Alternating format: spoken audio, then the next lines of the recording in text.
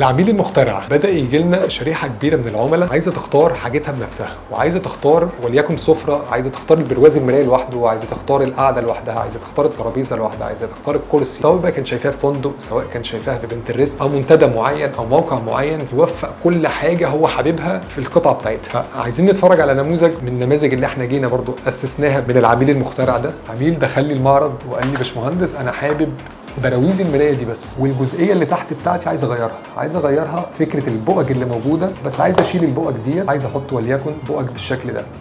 طبعا مع تغيير اللون مفيش مشكله عندنا في تغييرات اللون. وعايز احط باشمهندس الترابيزه سواء كانت ازاز او كانت رخام مفيش مشكله فيها، وعايز في الاتجاه بتاعها ستورج من تحت، وعايز ياخد كرسي بشكل مختلف وليكن الكرسي اللي موجود معانا في الشاشه.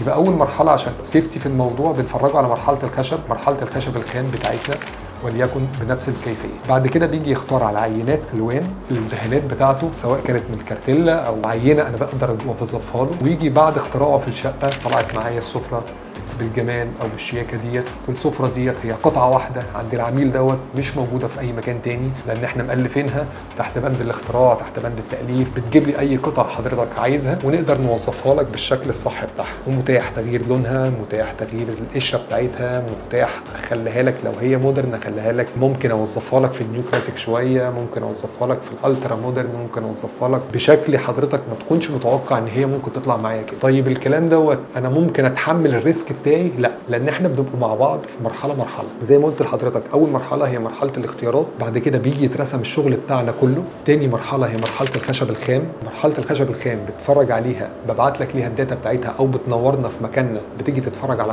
قطعه من الاختيارات بتاعتك اتعملت ازاي وتوظفت ازاي بالمقاسات بتاعتك بالسيمتريه في كل حاجه اتكلمنا فيها. تالت مرحله معانا هي مرحله الدهانات، اللي هي قبل ما تيجي نشتغل عليها بجيب لك ليها عينه. لازم يبقى العميل شايف كل حاجه في الواقع، لازم يكون لمسه وماسكه بايده وشايفه، عشان ما يبقاش في اختلاف معايا. ايدي درجه الاضاءه فاتحه، طب غامقه، طب انا كنت عايز قشره، طب انا كنت عايز دوكو.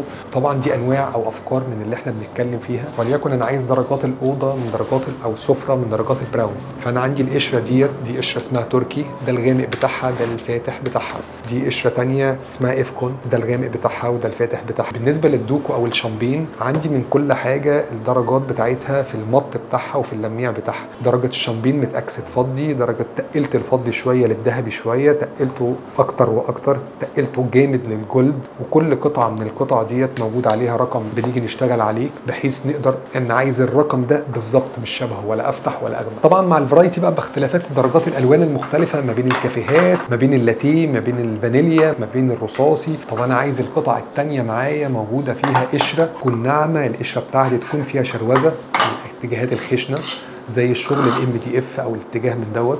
شغل الشروزه من الحاجات دلوقتي اللي بتبقى معانا العميل بيطلبها بشكل معتاد وشكل قوي جدا، لان هي بتدي قيمه. لان لما بتبقى موجود السفره او اوضه النوم بيكون فيها قشره، بيبقى الموضوع مختلف كتير معانا. ولو في درجه معينه احنا محتاجين نختارها، او درجه هي بالنسبه لنا مش موجوده معانا في المعرض، بنقدر نعمل لحضرتك منها عينه وبنيجي نشتغل عليها من قبل ما نيجي نكمل معانا الاوضه، بحيث يبقى ما فيش اي اختلاف ما بيني وما بينك في فكره الطلبات الخاصه. ودوت طبعا اللي بيميزنا عن بقيه نماذج كتير متداوله معانا او موجوده معانا بتشتغل في فكره الطلبات الخاصه. كل عميل تقريبا لما اشتغل طلبات خاصه اتاذى من النقطه دي بافكار كتير.